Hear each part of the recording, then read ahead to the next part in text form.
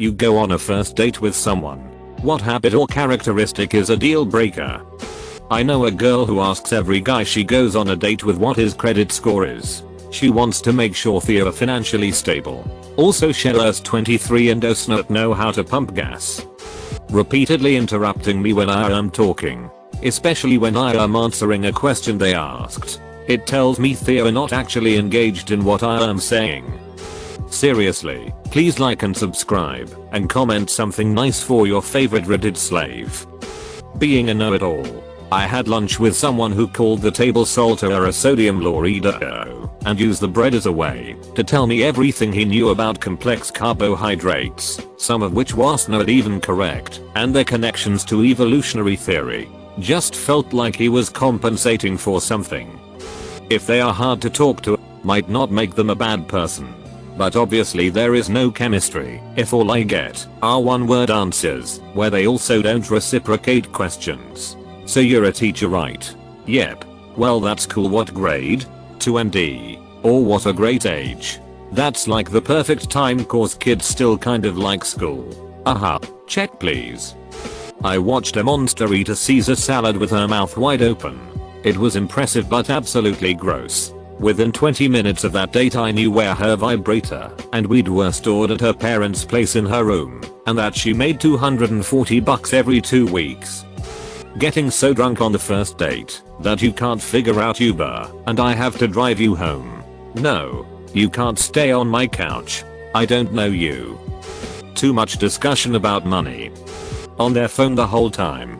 If you can't disconnect for an hour or so to engage with me, then it's not going to work.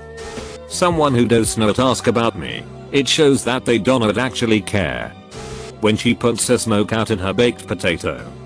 OD vertical bar E. How about when I was invited out with a guy I met online to a nearby sushi place? We texted and chatted for about a week till I finally felt comfortable meeting him. Date picked me up. The conversation on the drive there was great. Seemed like we were connecting. However, while at the restaurant, he proceeded to order about $100 worth of sushi, while I ordered maybe a roll and some appetizers. My total would have been about $30. At most. I tried to engage him, but quickly realized the conversation was lacking because he was busy. He proceeded to text on his phone the entire time at dinner, ignored me and took pics of his food. Posted that the place we were at was amazing. He ate everything in front of him. Okay, gotcha. At this point, I knew what was going on, and when the bill came, he was still on his phone. Posting, texting, laughing at the response to his posts. He ignored the waiter, plus the bill. The waiter politely left it on the table. I looked at my date, then the waiter. Date never looked up from his phone. I then quietly and politely asked the waiter to split our bill, since date was so consumed with his phone. He didn't notice. Waiter retrieved the bill, adjusted it, then came back with separate bills this time. The look on my date's face when he was handed a $100 bill for his food was priceless. I paid mine with my card, plus a hefty tip. Date asked me up, oh crap, I forgot my wallet. Can you spot me? Apostrophe. I just pretended I was on my phone and left him there and walked out the door. I'd already ordered an Uber at this point since he drove us there. And yes, don't worry, the waiter got a massive tip. About the amount of my bill, it wasn't his fault that the date was in a shat. Lying, even, if not especially, about small things. The amount of guys who think negging is a good flirting technique is ridiculous. Contrary to what you read on WikiHow, insulting a girl doesn't make her want to impress you. It just makes her realize you're a dick. Lying about their appearance. Very specific app example, guess which one? But you see their pictures. They look nice, and then they are different in person. What's the point? Why has no one mentioned Arathelites Taro? They talk over me and spend the conversation giving me unsolicited advice about how to live my life. Edit. I feel like I need to specify that I was thinking of one specific first date that did not become a second date when I answered this. Lol. The guy didn't like that I had dyed my hair blonde at the bottom and spent a lot of the date telling me about the dangers of bleaching your hair and how I should learn to make better choices. I just wanted to have a good dinner, man. Someone who makes me read their bad poetry. This has happened to me more than once. Editors, I just woke up to a bunch of responses and I cannot possibly reply to them all individually. I don't hate poetry. I very much like it. Especially vegan poetry. However, on a first date, there is a huge difference between have you read this poem by X? What do you think of this bit? And here is my notebook. Read it all and tell me what you think. Story bits for those who asked. The first time this happened I was 18 and we met through mutual friends. While it was not great, it was not emo angsty levels of bad. Unfortunately he then started sending me poetry he had written about me and calling me his muse. This after having met once. He then went full stalker. So yeah. Nope. Second time was some years later. It was bad. But I was not mean about it. We continued chatting, then said goodnight politely and parted. The next day he went from where he had a really nice time. Give me a call. I'm sure you are busy, but please reply. Clearly you are ignoring me, so let us never speak again. In the space of a 3-hour barrage of text messages. I was at work, so I did not see the messages till lunchtime.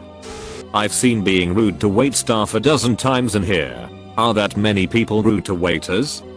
Constantly talking about their exes. I was once set up to go on a blind date with this girl. We were given each other's email addresses, and so I hit her up. We exchanged a few pleasantries, then set up a date/time to finally meet. The day of, I get an email from her in the morning with an attachment. I open up the attachment and there is a questionnaire with like 25-30 questions on it. She requested I kindly fill out the questionnaire before we meet. I quickly reviewed the questions before sending her a reply saying that it's probably best we don't meet. I don't know what characteristic she embodied, but I'd say that was a deal breaker. Spending the whole time on their phone. Zero opinions on anything. If I'm going to date someone, I want some sort of brains or passion going on up there. Hygiene. In general. Edit. Yes. You guys. Lack of hygiene. I don't hate people who smoke, particularly, but my parents smoked so much that I promised myself to never date someone who smoked. If all they talk about is how bad all their exes are, and X200B, if all your exes are psycho, the chances are the problem is you. Reminding me of my dad. I love my dad, honestly, but I don't want to date him. D. Self-deprecating to the point where everything needs to be somehow connected in a negative way back to yourself. Like literally everything. While chatting it's even more obvious. Sad faces all the time. I'm dumb. I don't deserve what I've achieved, etc. Here is a great story. First date in college. I drive a truck and live in a city, so spots are tight. This spot is particularly tight, so I say, this is a tight spot, so watch your door when you open it. Girl, are you telling me how to open my door? Question mark. Does not pay basic attention and slams the door into the other car. The type of guy who needs to flirt with the waitress or just be heavy. They only want to talk about themselves. I once had a 2-hour blind date. By the end, I knew everything about this girl. I knew all of her cats by name and what their favorite movies were. She asked me literally nothing and just kept jumping from topic to topic. At the end of the date, she wanted to trade numbers and I couldn't help but ask what's my name, and she didn't know. So I just paid for my meal and left. Oh, I have another. If a person tells you they are in love with you after one day together, they might try to move into your house, then try to attack you when you ask them to leave. But that's a story for another time. Telling them you only wanted to date them because you recognize them from their GW posts. I once went on a date with a girl who, upon learning my credit score, said, "Well, I'd probably let you fuck me in the ass, so." Asking me zero questions about myself while talking incessantly about themselves. It's alarming how many dudes do this. Why bother going on a date with another human if all you want is to hear yourself talk? Exclamation mark. their drinking manners. If they insist I drink, or suggest drinks/shots, after I've declined multiple times, I'll either think you have a problem, or you're trying to get me drunk, both of which I don't want. Men who insist you come over, or they come over. I'm all about prolonging a good date, and would love to go to another spot, but I really hate when men invite me over to their place, or suggest coming to mine at the end of the night. Even worse when they get super pouty when I decline. Heavy breathing, open mouth chewer or close-minded. For me, during at least some point during a first date I think hobbies or passions are brought up. I really don't care what hobbies you have. You could be into the dumbest shit ever, as long as you are into something, anything. My red flag is when she says she goes to bars and clubs, and thinks that's a hobby. I nope the fuck out. They end up being 3 badgers in a trench coat. Onoping. Edit. When I lived in the Midwest it was literally just part of the culture. Telling stories and being onooped was something you were desensitized to. I ran into a wall once I moved west where people pointed out that I did it, so I stopped. Now when I go on dates I usually get into things people are passionate about. If it is all about onooping experiences then it has goals and meaning, based on other people. Big turn off. There are a lot of people my age that are essentially living at a speed like Justin from Parks and Rec, and it is a shame. I learned and appreciated so much more slowing down and being present for things alone.